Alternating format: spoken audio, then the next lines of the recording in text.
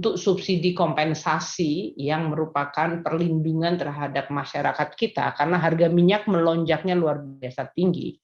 ICP kita itu tadinya $63 di dalam APBN, kemudian sempat menyentuh tadi 126, jadi diperpres direvisi menjadi $100, namun kemudian mengalami penurunan lagi di 80. Secara keseluruhan 1 tahun rata-rata ICP kita itu di $97, jauh lebih tinggi dari $63.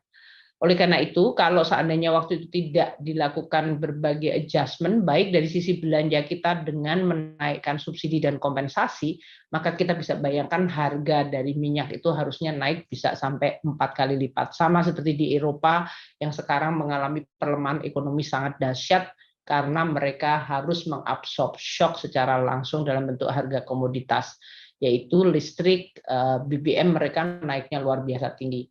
Nah, masyarakat kita kemarin kenaikan untuk Pertalite hanya 30%, dan diesel juga relatif modest. Ini karena kita tetap melindungi momentum pemulihan. Tapi konsekuensinya subsidi dan kompensasi kita melonjak lebih dari 3 kali lipat. Dari 152 kita tambahkan alokasi ke 502,4, dan pada akhir tahun ini kita melihat realisasinya bahkan lebih tinggi lagi, yaitu 551,2. Terutama kalau kita lihat komponennya untuk BBM, dalam hal ini subsidi energinya naik dari 134 ke 208, tapi realisasinya hanya 171.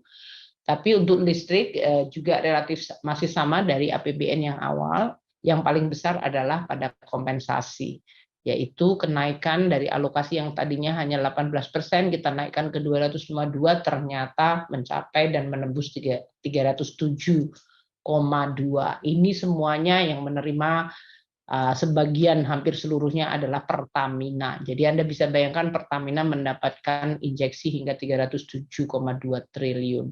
Listrik dari sisi pemerintah memberikan injeksi PLN tadinya 0 menjadi 72 triliun dan ditambah dengan subsidi 56.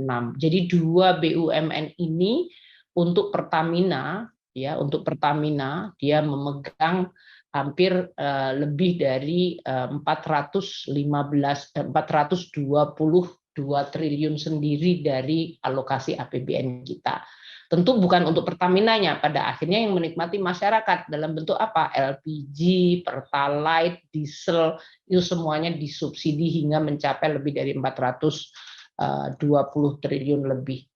Untuk listrik juga sama, kita berikan lebih dari, kalau kita lihat di sini, lebih dari 130 triliun, 126 triliun, dan ini menggambarkan juga bagaimana masyarakat menikmati listrik dengan kenaikan, tidak ada kenaikan atau kenaikan yang sangat minimal dari harga listrik.